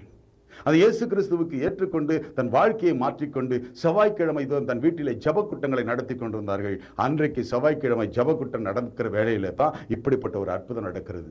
அவர்கள் அந்த ஜபக்கூட்டத்தை நடத்துகிறபடினாலே அவர்கள் அந்த அல்லேலூயா என்ற கூட்டத்திலே சேர்ந்து விட்டார்கள் என்று சொல்லி அவர்கள் எங்கள் புறக்கணித்து வைத்திருந்தோம். அவர்களோடு பேசக்கூடாது என்று கட்டுத்திட்டம் பெற்றிருந்தேன். ஆனால் அந்த சகோதரியை பார்த்து என் மனைவி கேட்டபோது அந்த சகோதரி சொல்ற, இல்லை பிள்ளை, நான் கதவெல்லாம் உடைக்கல, மெதுவாக தான் தட்டினேன். மேலே நான் ஜபக்கூட்டத்தில் உட்கார்ந்துருந்தேன். அப்போ யாரோ தெரியல, என் காதில் வந்து கீழே போ கீழே போ கீழே போன்னு சொன்னாங்க. யாருன்னு சொல்லிட்டு தெரியாம என்னடா அது கீழே போ சொல்றாங்களேன்னு சொல்லி கீழே இறங்கி வந்தேன். ஆனால் கீழே ஒருவரையும் காணோம். ஓ ஞாபகம் வந்துச்சு, அதனால தான் பிள்ளை கதவை மெதுவாக தட்டினேன். ஏன் பிள்ளை, ஏன் இப்படி அழுதுகிட்டு முகமெல்லாம் இங்கே வச்சிருக்கிற? அந்த ஜபக்கூட்டத்தில் வந்து உட்காரு, உனக்கு ஆறுதல் கிடைக்குன்னு சொன்ன பொழுது என் மனைவி சொல்றா, இல்லை எனக்கு நிறைய வேலை இருக்கு, நான் வரமாட்டேன் போங்கன்னு சொல்லி கதவை தாப்பா போட போகும்போது அந்த சகோதரி என் மனைவியை கட்டாயப்படுத்தி கையை பிடிச்சு எடுத்து மேல் வீட்டுக்கு அழைச்சிட்டு போறான். அங்கே ஜபக்கூட்டத்தில் கொண்டு போய் கடைசியாக உட்கார வச்சுக்கிட்டு தானும் உட்காந்துக்கிறான். அங்கே சாலமோன் சேகர் என்ற ஒரு ஊழியக்காரர் ஒரு 10 பேரை வச்சுக்கிட்டு செய்தி கொடுத்துக்கிட்டு இருக்கிறாரு. அப்படி செய்தி கொடுக்கிற வேலையிலே திடீரென்று அவருக்குள்ளே இருந்து ஆவியானவர் பேச ஆரம்பித்தார். என்ன, அது கடைசியாக உட்கார்ந்திருக்கிறாரு ஒரு சகோதரி. அந்த சகோதரிக்கு இடுப்புக்கு கீழே வியாதி. அந்த வியாதினாலே அவர்களுக்கு மரணம் நிச்சயமாகிவிட்டது. ஆனால் இன்றைக்கு அவர்கள் தற்கொலை செய்து கொள்ள காத்திருக்கிறார்கள். ஆனால் நான் அவரை சுகப்படுத்த போகிறேன். இப்படி நான் சுகப்படுத்த போகிறேன் என்று சொன்னபோது என் மனைவிக்கு ஒன்றும் புரியவில்லை. கடைசியாய் தான் உட்கார்ந்து இருக்கிறோம். தனக்கு தான் வியாதி, தனக்கு தான் மரணம் வரப்போகிறது. ஆனால் தற்கொலை செய்து கொள்வது யாருக்குமே தெரியாத ரகசியம். அப்படி இருக்கும்போது இத்தனை பேருக்கு நடுவில் தான் தற்கொலை செய்து கொள்ள போகிறதை அப்படியே சொல்லுகிறாரு. எப்படி இது? அது மாத்திரமல்ல, இவர் தன்னை சுகப்படுத்த போகிறேன் என்று சொல்லுகிறாரே, அது எப்படி இவராலே கூட்டும் என்று சொல்லி அவர் உட்கார்ந்திருக்கும் பொழுது அவர் ஒவ்வொருவருக்கு செய்தி முடித்து ஒவ்வொருவருக்கு ஜெபித்து அனுப்பிவிட்டு கடைசியிலே மனைவி இடத்துல வந்து சொல்கிறார், சகோதரி யாரும் எவர் எனக்கு தெரியாது, என்ன ப்ராப்ளமோ வியாதி எனக்கு தெரியாது, ஆனால் என் ஆண்டவர் இன்றைக்கு உன்னை சுகமாக்குவேன் என்று மட்டும் சொல்லி இருக்கிறார். ஆகவே உன்னை சுகமாக்குவார் என்று சொன்னபோது என் மனைவி கேட்கிறார், நான் சுகமாவேனா? எனக்கு சுகமாக்க முடியுமா? என்னை சுகப்படுத்த உங்க தெய்வத்தால் முடியுமா? ஏன்னா உங்க தெய்வத்தை நான் வணங்கலை, உங்க தெய்வத்தை நான் நம்பலை. அப்படி இருக்கும்போது உங்க தெய்வம் எப்படி சுகப்படுத்தும்? டாக்டர்லாம் என்னை கைவிட்டுட்டாங்க, அப்படி இருக்கும்போது என்னை எப்படி சுகப்படுத்த முடியும்னு கேட்கும்போது அவர் சொல்லுவார், என் தேவன் வாக்கு பண்ணினால் வாக்கு மாறாதவர், நிச்சயமாக இன்றைக்கு நீ சுகமாகிறாய். ஆனால் ஒன்று செய்யணும், இருதயத்தில் அவரை ஏற்றுக்கொள்ளணும். அவரை உன் இருதயத்தில் ஏற்றுக்கொண்டாயானா இன்றைக்கு உனக்கு விடுதலை என்று சொன்ன பொழுது என் மனைவி யோசித்து பார்க்கிறாள். இன்றைக்கு மாத்திரைகளை சாப்பிட்டு தற்கொலை செய்து கொண்டிருந்தால் நாளைக்கு நாம் உயிரோடு இருக்க போறதில்லை, நாம் இருக்கிற இடமே தெரியாது. அப்படி சாக வேண்டிய எனக்கு ஒரு தெய்வம் வந்து வாழ்வு கொடுக்கிறேன் என்று சொன்னால் ஏன் அந்த தெய்வத்திற்காக நான் வாழக்கூடாது என்று சொல்லி மிகுந்த வேதனையோடு, அவள் வேதனையின் கலக்கத்தோடு இருந்த அவளுக்கு இது ஒரு ஆறுதலான செய்தியாக இருந்ததனாலே சொல்லுகிறாள், இந்த தெய்வம் இன்றைக்கு எனக்கு சுகம் கொடுக்கும் என்று சொன்னால் இப்பொழுது அந்த தெய்வத்தை நான் ஏற்றுக்கொள்கிறேன் என்று சொல்லி தன் இருதயத்தில் ஏற்றுக்கொண்டால். பிரியமானவர்களே, அப்படி ஏற்றுக்கொண்ட மாத்திரத்தில் அந்த ஊழியக்காரர் செபித்து அவர் கொடுத்த எண்ணெயை பெற்றுக்கொண்ட அதே மாத்திரத்தில் மருத்துவர்கள் சொன்னார்கள், உன் மனைவியை குணப்படுத்த முடியாது, தெய்வங்கள் கைவிட்ட சூழ்நிலை. 13 ஆவிகள் சொன்னது உன் மனைவிக்கு விதி முடிந்து விட்டது, 3 குட்டிச்சாத்தான் சொன்னது உன் மனைவிக்கு விதி முடிந்து விட்டது, மந்திரவாதி சொன்னான் குணப்படுத்த முடியாது.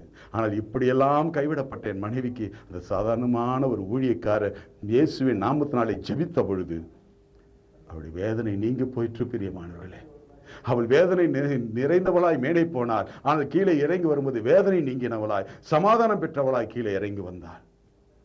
தொடர்ந்து என் மனைவிக்காக அந்த சகோதரரும் அவருடைய மனைவிமார் என் வீட்டிலே வந்து ஜெபிக்க ஆரம்பித்தார்கள். அநேக ஊழியக்காரர்கள் தேடி வந்தார்கள். அப்படி தேடி வந்து ஜெபித்த பொழுதெல்லாம் நான் ஆத்திரப்பட்டு வேதனைப்பட்டு சொன்னேன், யார் இவர்கள் வருகிறார்கள், இவர்கள் வரவே கூடாது என்று நான் சொன்னபோது என் மனைவி சொன்னார், அவர்கள் ஜெபிக்கிறது எனக்கு ஆறுதலாக இருக்கிறது, தயவு செய்து அதை கெடுக்காதீர்கள் என்று.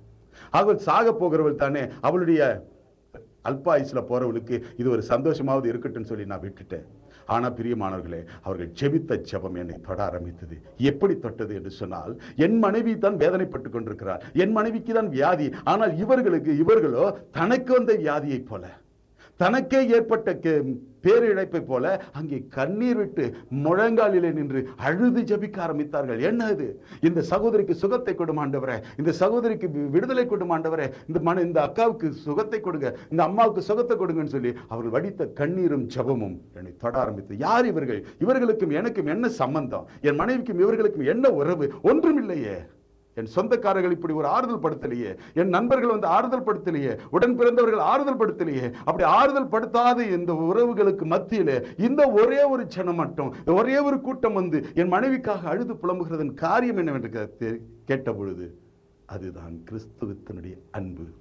இயேசு கிறிஸ்துவை வணங்குகிற ஒவ்வொருவருக்கும் உண்டாயிருக்கிற பாச பிணைப்பு. ஏன் என்று சொன்னால், இயேசுவின் அன்பு ஒவ்வொருடைய இருதயத்திலும் இருந்ததை நான் அன்றைக்கு அறிந்தேன். ஆனாலும் கூட நான் அதை பற்றி கவலைப்படாதவனாக விட்டுவிட்டேன். என் மனைவி தெளிவு பெற்றவளாய் மாறினாள். 10 தினங்களுக்கு பிறகு அவருடைய நடையும் உடையும் பார்த்தபோது நான் ஆச்சரியப்பட்டு அவள் இடத்துல விசாரித்த போது அவர் சொன்னார், நான் சுகமாகிவிட்டேன், இயேசு சுகமாக்கினார் என்று சொன்னார். உடனே அவளை மருத்துவர் இடத்துல அழைத்து சென்று காண்பித்தேன். அவர்கள் மறுபடியும் பரிசோதித்து விட்டு சொன்னார்கள், உங்கள் மனைவி சுகமாகி இருக்கிறார்கள். எப்படி நடந்தது? எந்த டாக்டர்கிட்ட போனீங்க? என்ன மாத்திரை கொடுத்தாரு? என்ன மருந்து கொடுத்தாரு? என்ன சீட்டை காட்டுங்க எனக்கு சொன்னாங்க. ஆனா என் மனைவி சொன்னா, எந்த டாக்டர்கிட்டையும் போல, என்னை இயேசு சுகமாக்கினார். அவர்கள் மறுபடியும் பரிசோதனைகளை செய்து பார்க்கும்படியாய் சொன்ன பொழுது செய்து பார்த்தவர்களிடத்தை கொடுத்து அவர்கள் சொன்னார்கள், என்னால் நம்ப முடியல, நம்பாம இருக்க முடியல. ஏன் என்று சொன்னால், என் மனைவியுடைய அழுகி போன கர்ப்பப்பையின் கிட்னிக்கு பதிலாக புதிய கர்ப்பப்பை, புதிய கிட்னி அங்கே வைக்கப்பட்டிருந்தது. பிரியமானவர்களே, இப்படிப்பட்ட ஒரு அற்புதத்தை மனிதனாலே செய்ய முடியாது, ஆபரேஷன் இல்லாம செய்ய முடியாது. இது எப்படி நடந்தது? ஏதோ ஒரு தெய்வ சக்தி உங்களை சுகமாக்கி இருக்கிறது. அதை அவர்கள் இயேசு என்று சொல்கிறார்கள். ஆனால் எனக்கு தெரியாது என்று அந்த மருத்துவர்கள் சொன்னார்கள். இப்படி கண்களுக்கு எதிரே அந்த அற்புதத்தை பார்த்தும் கூட நான் அந்த இயேசுவை ஏற்றுக்கொள்ளவில்லை. இயேசுவை எனக்கு பிடிக்காது, அது வெளிநாட்டு சாமி ஆயிற்றே என்று சொல்லிவிட்டு நான் கடந்து வந்து என் மனைவியிடத்தை சொன்னேன், எந்த காரணத்தை கொண்டும் இயேசுவை குறித்து சொல்லக்கூடாது. இயேசு சுகம் கொடுத்தார் என்று யாரிடத்திலும் சொல்லக்கூடாது. யார் கேட்டாலும் சொல்லி, பெரிய பாளையத்தம்மா தான் சுகம் கொடுத்தான்னு சொல்லு, ஏன்னா நம்ம பண்ணின பூஜைக்கு அதுதான் பலன் கொடுத்ததுன்னு எல்லார்கிட்டையும் நீ சொல்லணும் அப்படின்னு சொல்லி அவளை மிரட்டினேன். ஆனால் என் மனைவி சொன்னா, எனக்கு உயிர் கொடுத்தவர் இயேசு, நான் வாழுகிறது இயேசுவினாலே, ஆகவே இயேசுவை தான் வணங்குவேன், எந்த தெய்வத்தையும் நான் வணங்க மாட்டேன், அதனால வாழ்க்கையே போனாலும் பரவாயில்லை என்று சொல்லி பிடிவாதமாய் சொன்னபொழுது இந்த ஊழியக்காரன் மீது என் ஆத்திரம் போயிற்று. இந்த ஆத்திரத்தோடு சொன்னேன், இந்த ஊழியக்காரனை சும்மா விடுறதில்லை, அவனை எப்படியாவது ஒரு பொய் கேஸ் போட்டு அவனை கொண்டு வந்து அடின்னு அடிச்சு அவனை ஜெயிலுக்கு அனுப்பி 3 மாசம் அவனை தீட்டாம விடமாட்டேன் அப்படின்னு சொல்லி ஒரு தீர்மானத்தில் நான் கங்கணம் கட்டி காத்திருந்த பொழுது அந்த ஊழியக்காரர் வந்தார். ஊழியக்காரரிடத்தில் எரிந்து பேசினேன், அவரை கேலி பண்ணினேன், கிண்டல் பண்ணினேன். அப்பொழுது அவர் சத்தியத்தை சொல்ல ஆரம்பித்தார். அப்போது நான் சொன்னேன், எந்த விதத்தில் என் தெய்வத்தை விட உன் தெய்வம் பெருசு, கூப்பிடி அந்த இயேசை நான் பார்க்கிறேன்னு சொன்ன பொழுது அவர் சொன்னார், இயேசுவை நீங்கள் சந்திப்பீர்கள், ஒன்று செய்யுங்கள், இந்த வேதத்தை வாசித்து பாருங்கள், இந்த வேத புஸ்தகம் உங்களோடு பேசும் என்று எனக்கு சொன்னார். எனக்குள்ள இருக்கிற ரகசியத்தை எனக்கு வெளிப்படுத்தும் என்று சொன்ன பொழுது அவர் சொன்னார், இதை வாசியுங்கள், இது வெளிப்படுத்தும் என்று சொன்ன பொழுது, பிரியமானவர்களே, ஒரு நாள் இந்த வேத புஸ்தகத்தை நான் வாசிக்கும்படியாய் நான் திறந்த பொழுது 1 கொரிந்தியர் புஸ்தகம் 6வது அதிகாரம் 9-10 வசனங்கள் என் கண்களுக்கு முன்பாய் பெரிய எழுத்தாக தெரிந்தது. அதிலே சொல்லப்பட்டிருக்கிறது, அநியாயக்கார தேவனுடைய ராஜ்யத்திலே சுதந்திரிப்பதில் என்று அறியீர்களா? வஞ்சிக்கப்படாதீர்கள். வேசி மார்க்கத்தாரும், விக்கிரக ஆராதனைக்காரனும், விபச்சாரக்காரனும், பொய்யனும், திருடனும், ஆண் புணர்ச்சிக்காரனும், சுய புணர்ச்சிக்காரனும், இப்படிப்பட்டவர்கள் எல்லாம் 10 வகையான பாவங்களை செய்கிற யாருமே பரலோக ராஜ்யத்தில் பிரவேசிக்க முடியாது என்று சொல்லப்பட்டது. இந்த வசனத்தை வாசிக்கும் பொழுது எனக்கு பரலோகம் என்றால் என்னவென்று தெரியாது, ராஜ்யம் என்றால் என்னவென்று தெரியாது. ஆனால் என் இருதயத்தில் ஒரு நடுக்கம் உண்டாயிற்று. காரணம், அந்த 10 பாவத்தை நான் செய்து கொண்டிருந்தேன். அந்த 10 பாவங்களை நான் செய்து கொண்டிருந்தபடினாலே நான் பயந்து அப்படியே மூடி வைத்து விட்டு மறுபடியும் ஒரு நாள் படிக்கும்படியாக திறந்தேன். மறுபடியும் அதே வசனங்கள் எனக்குள்ளே வந்தது. அதை வாசித்துக் கொண்டு வரும்பொழுது 15வது வசனம் இப்படி பேசிட்டு, உங்கள் அவயங்கள் கிறிஸ்துவின் அவயங்கள் என்று அறியீர்களா? அப்படி இருக்க நம் கிறிஸ்துவின் அவயங்களை வேசியின் அவயங்கள் ஆக்கலாமா? அப்படி ஆக்கலாகாதே என்று சொல்லி சொன்ன பொழுது, அந்த வசனம் என்னோடு பேசின பொழுது, எந்த பாவத்திலிருந்து விடுபட விரும்பினோ அந்த பாவத்தை விடுவதற்கு நான் ஆயத்தமாய் இருந்தவனை மீட்க முடியாததுனாலே கவலைப்பட்டு கொண்டு கிடந்தேனோ அந்த காரியத்திலிருந்து விடுபட துடித்தேன். அந்த ஊழியக்காரர்களை அழைத்து கேட்டேன், எனக்கு எப்படி இந்த காரியம், எனக்கு இது என்ன என்று சொன்ன பொழுது அவர் சத்தியத்தை எனக்கு போதித்தார். பிரியமானவர்களே, பாவங்களை மறைக்கிறவன் வாழ்வடைய மாட்டான், அதை அறிக்கை செய்து விட்டு விடுகிறவனோ இரக்கம் பெறுவான் என்ற வேதவசனத்தின்படியாக கர்த்தர் என்னோடு பேசினார். நான் அதை கேட்டேன். என் பாவத்தை உணர்ந்து நான் கண்ணீர் வெடித்து நான் அவரிடத்தில் மன்றாடின பொழுது அவர் சொன்னார், இயேசு உங்களை மன்னிப்பார், அவரை ஏற்றுக்கொள்ளுங்கள் என்று சொன்னார். நான் சொன்னேன், இயேசு என்னை மன்னிப்பாரா என்று கேட்டபோது, நிச்சயமாக அவர் பாவிகளை மன்னிப்பதற்காக தான் உலகத்திற்கு வந்தார். இயேசு கிறிஸ்து பாவிகளை ரட்சிக்கவே கிறிஸ்து இயேசு உலகத்திற்கு வந்தார் என்று சொல்லுகிற வார்த்தை உண்மையும் எல்லா அங்கீகரிப்புக்கும் பாத்திரமானது. அந்த பாவியில் இந்த பிரதான பாவியா இருந்த என்னை கர்த்தர் மீட்கும்படியாய் கடந்து வந்தார். அந்த ஊழியக்காரர் எனக்காக ஜெபித்து விட்டு சொன்னார், ஐயா, இன்றைக்கு ராத்திரி 12 மணிக்கு உங்களுக்காக நாங்கள் ஜெபிக்க போகிறோம், கண் விழித்து ஜெபிக்க போகிறோம், அப்பொழுது இயேசு உங்களை சந்திப்பார் என்று எனக்கு சொல்லிவிட்டு அவர் கடந்து போனார். ஆம் பிரியமானவர்களே, பாவத்தின் மொத்தொரு இருந்த நான், சாயந்தரமான குடிக்கு ஓடிக்கொண்டிருந்த நான், அந்த நாளிலே அவருடைய ஜபத்தினாலே தடுத்து ஆட்கொள்ளப்பட்டு காக்கப்பட்டேன். அப்படி காத்திருந்த பொழுது 11 மணி வரையிலே நான் வீட்டிலே உட்கார்ந்து உலாவிக் கொண்டிருந்த பொழுது எனக்கு ஒன்றும் புரியவில்லை. 12 மணி எப்பொழுது ஆகும் ஆகும் ஆகும் என்று சொல்லி காத்திருந்தேன். அப்பொழுது 12 மணிக்கு நான் எனக்கு முன்பாக இருந்த டிவியை பார்க்கும்பொழுது நான் செய்த பாவத்தின் விளைவுகள் அங்கே திரையிட்டு காட்டப்படுவது போல, எத்தனை பெண்களை கெடுத்தேனோ, எத்தனை பெண்கள் என்னாலே மரித்தார்களோ அவர்கள் எல்லாம் அங்கே படமிட்டு காட்டப்பட்டார்கள். அதை பார்த்த பொழுது கலங்கி, நான் தான் பாவி பாவி என்று சொல்லி, எசப்பா நான் பாவி, என்னை மன்னியும் என்று சொன்ன பொழுது ஒரு மனிதன் எனக்கு முன்பாய் வந்து நின்றார். அவர் உடல் முழுவதும் காயங்கள், ரத்தம் ஆராய் ஓடிக்கொண்டிருந்தது.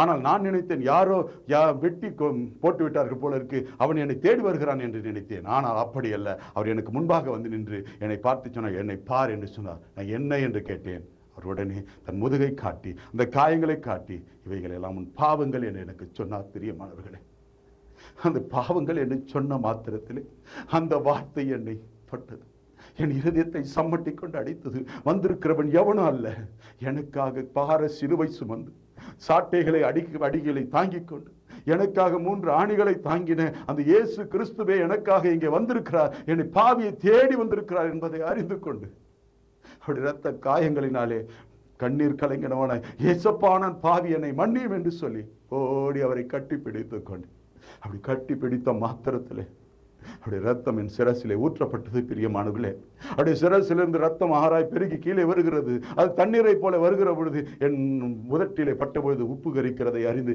என்னவென்று தொட்டு பார்த்தேன், ரத்தமாயிருந்தது. என் சரீரத்திலே அது வழிந்து வருகிற வேளையில தான் எனக்குள்ள இந்த 13 ஆவிகளும் ஓடி போனது.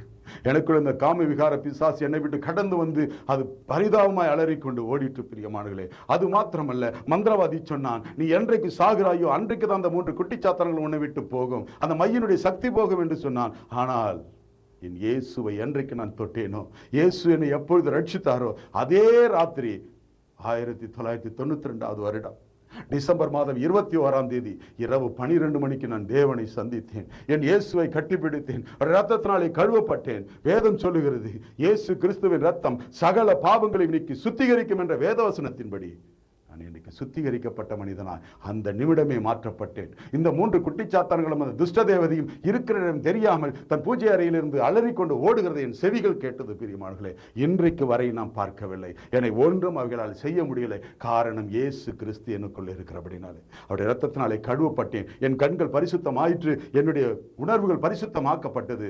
என்னுடைய ரத்தம், கெட்டு போன ரத்தம் புதிதாக மாற்றப்பட்டது. பிரியமானவர்களே, அப்படி மாற்றப்பட்ட நிமிடத்திலிருந்து புது சிருஷ்டியாய் மாறினேன். கர்த்தருக்குள்ளாக என்னை அர்ப்பணித்தேன், ஆண்டவருக்காக என்னை ஒப்பு கொடுத்தேன். பிரியமானவர்களே, எந்த போலீஸ் துறையிலே லஞ்சம் வாங்கி கொண்டிருந்தேனோ அந்த லஞ்சங்களை வாங்கக்கூடாது என்று கர்த்தர் என்னோடு பேசினார். நீ லஞ்சம் வாங்காதபடிக்கு இருக்க வேண்டும் என்று சொல்லி இயேசு எனக்கு போதித்து சொன்னார், நீ அதை வாங்காதே என்று சொல்லி. ஹல்லேலூயா. அப்படி வாங்காமல் இருப்பதற்கு நான் என்னை ஒப்பு கொடுத்த பொழுது 4 வருடங்கள் லஞ்சம் வாங்காத போலீஸ்காரனாக அந்த போலீஸ் துறையில் என்னை காப்பாற்றி காட்டினார். என்னை அறிந்தவர்கள் என்னை குறித்து தினத்தூது பத்திரிகையிலையும் தினத்தூது புஸ்தகத்திலும் என்னை குறித்து எழுதினார்கள், லஞ்சம் வாங்க அஞ்சுகிற போலீஸ்காரன் என்று சொல்லி என்னை தலையங்கமிட்டு என் சாட்சிகளை பிரசுரித்தார்கள். பிரியமானவர்களே, இப்படி 4 வருடங்களுக்கு பிறகாக கர்த்தர் என்னை அறிந்து கொண்டபடினாலே, என் சாட்சி நிரூபிக்கப்பட்டதினாலே என்னை கர்த்தர் முழு நேர ஊழியத்திற்கு லூக்கா எழுதின சுவிசேஷம் 16வது அதிகாரம் 13, 14 வசனத்தின்படியா என்னை அழைத்தார். 2 எஜமானுக்கு முன்னாலே ஊழியம் செய்ய முடியாது. உலக பொருளுக்கும் தேவனுக்கு முன்னாலே ஊழியம் செய்யக்கூடாது. புறப்பட்டு வா என்று சொன்னார். 1997ஆம் ஆண்டு ஜனவரி மாதம் 30ஆம் தேதி என் வேலையை ராஜினாமா செய்துவிட்டு கர்த்தருடைய முழு நேர ஊழியத்திற்கு என்னை அர்ப்பணித்தேன். எல்லாவற்றையும் விடுபடியாய் செய்தார். எல்லாவற்றையும் என்னை மீட்டுக் கொண்டார். இன்றைக்கு புதிய சிருஷ்டியாய் மாற்றப்பட்டு இன்றைக்கு நானும் என் மனைவி என் பிள்ளைகள் எனக்கு கொடுக்கப்பட்ட அருமையான தேவனுடைய பிள்ளை அவர் வார்த்தையின்படியே அழகான ஆண் பிள்ளையை கொடுத்தார். அவன் இன்றைக்கு முழு நேர ஊழியக்காரனாய் கர்த்தருடைய சமூகத்திலே இருக்கிறான். ஹல்லேலூயா. அவனுக்காக ஒரு சபையை ஆயத்தப்படுத்தி கர்த்தர் கொடுத்தார். இன்றைக்கு முழு நேர ஊழியக்காரனாய் எங்கள் குடும்பத்தை எங்கள் அர்ப்பணித்தார். என் மகனுக்கு கர்த்தர் திருமணம் செய்யும்படியாய் கொடுத்து அழகான ஒரு விசுவாச பெண்ணை கொடுத்தார். அது மாத்திரமல்ல, இன்றைக்கு கர்த்தருடைய வார்த்தையின்படி 128 சங்கீதத்தின்படி என்னுடைய பிள்ளையும் காணும்படிய தேவன் எனக்கு கிருபை தந்தார். பிரியமானவர்களே, அப்படிப்பட்ட அற்புதமான தெய்வம் தான் இயேசு கிறிஸ்து. இன்றைக்கு எங்கள் வாழ்க்கையை மாற்றினார். இந்த கொஞ்ச ஜனத்துக்கு மாத்திரம் தெரிந்த என்னை என் ஆண்டவர் இன்றைக்கு உலகம் அறிய வைத்திருக்கிறார். குங்குமப்பட்டு போலீஸ்காரன் என்று சொல்லப்பட்ட என்னை கொஞ்சம் பேர் அறிந்திருந்தார்கள். ஆனால் இன்றைக்கு உலகத்தில் இருக்கிற அத்தனை கிறிஸ்தவர்களும், தமிழ் கிறிஸ்தவர்கள் எங்கெல்லாம் உண்டோ அந்த பகுதியில் எல்லாம் இந்த ஊழியக்காரனை கர்த்தர் வெளிப்படுத்தி வைத்திருக்கிறார். ஆம், காரணம் என்ன தெரியுமா? அவர் இன்றைக்கும் மாறாதவராயிருக்கிறார். என் இருதயம் கலங்கியிருந்த பொழுது என்னை காப்பாற்ற யாரும் வரவில்லை. ஆனால் அந்த இயேசு ஓடி வந்தார். இன்றைக்கு அந்த இயேசு உங்களை தேடி வந்திருக்கிறார்.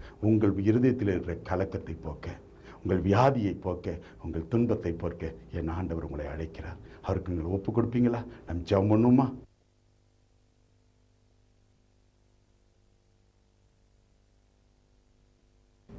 கர்த்தர் நாமம் மகிமைப்படுவதாக. இம்மட்டமாக எங்கள் சாட்சிகளை கேட்டீர்கள். எங்கள் வாழ்க்கையில் செய்த அற்புத அதிசயங்களே உங்களுக்கு நாங்கள் எடுத்து சொல்லியிருக்கிறோம். நீங்களும் அதை கேட்டு பிறருக்கு சொல்லுங்கள். கர்த்தர் செய்த அற்புத அதிசயங்களெல்லாம், கர்த்தர் இப்படிப்பட்ட காரியங்கள்லாம் செய்வார் என்று நீங்கள் விசுவாசிங்கள். கர்த்தரை ஏற்றுக்கொள்ளுங்கள். இது கடைசி காலமாக இருப்பதால் நீங்கள் அவரும் கர்த்தரை ஏற்றுக்கொள்ளுங்கள். உங்களை கர்த்தர் இயேசு கிறிஸ்து நாமத்தில் உங்களை வாழ்த்துகிறேன், ஆசீர்வதிக்கிறேன். உங்களை மறுபடியும் சந்திக்க கர்த்தர் வாய்ப்பு கொடுத்தால் உங்கள் மத்தியில் நாங்கள் பேசுவோம். ஆமென். கர்த்தர் எங்களுக்கு செய்த இந்த நன்மைகளை உங்களுக்கு இவ்வளவு சொல்லியிருக்கிறோம். எதற்காக தெரியுமா? என்னை போல எத்தனையோ பாவிகள் இன்னும் இயேசுவை அறியாமல் வாழ்ந்து கொண்டிருக்கிற அவர்கள் விடுபட வேண்டும் என்பதற்காக தான் என்னுடைய சாட்சியை வெட்கத்தை விட்டு உங்கள் நடுவில் சொல்லியிருக்கிறேன். ஆம் பிரியமானவர்களே, இயேசு கிறிஸ்து இந்த உலகத்தில் இருக்கிற மனிதர்களுக்காகவே தன்னை அர்ப்பணித்து தன் ஜீவனை கொடுத்து தன் இரத்தத்தை சிந்தி நம்மை மீட்டு இருக்கிறார். அவர் இந்த சிந்தின இரத்தத்தை வீணாக்காதபடிக்கு, அவர் கொடுத்த ரட்சிப்பை நாம் இழந்து போகாதபடிக்கு நாம் அவருக்குள்ளே இருக்க வேண்டும்.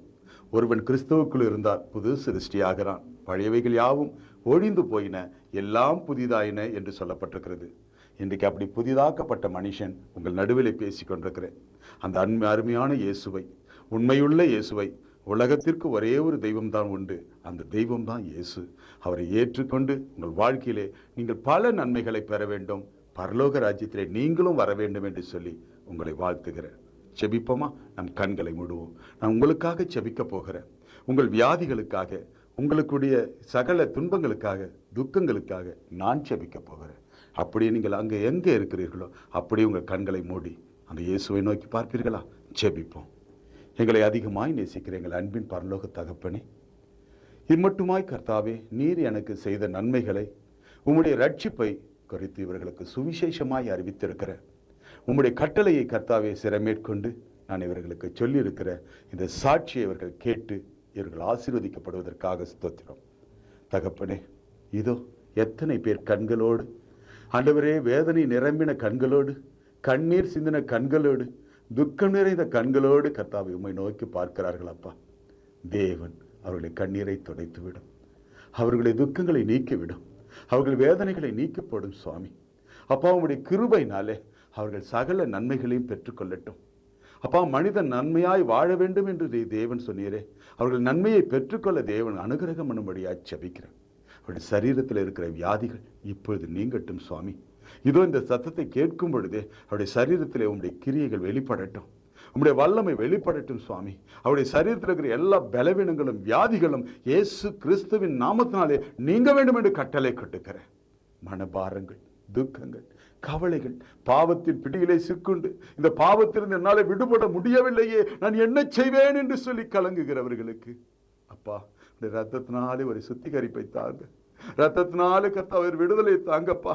அப்பா என் பிள்ளைகள் என்னை போல பாவத்தில் ஜீவிக்காதபடிக்கு ஆண்டவரே என்னை எப்படி மீட்டுக் கொண்டீரோ அப்படி இவர்களை மீட்டுக் கொள்ளும்படியா செபிக்கிற ராஜா.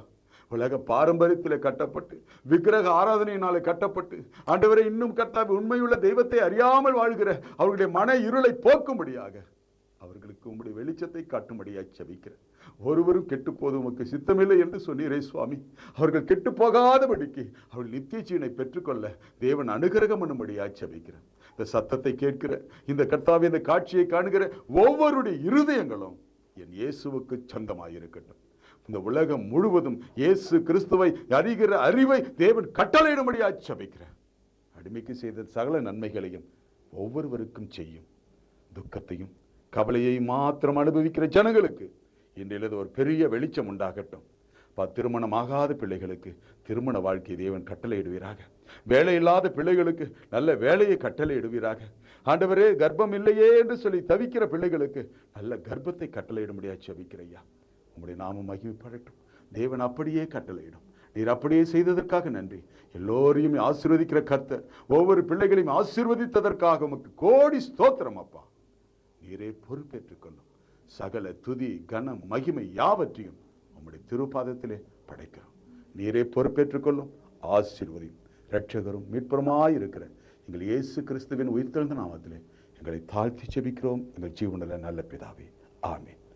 பிரியமானவர்களே, கர்த்தர் நம் ஜெபத்தை கேட்டார். இன்றைக்கு உங்கள் துக்கம் சந்தோஷமாய் மாறுகிறது.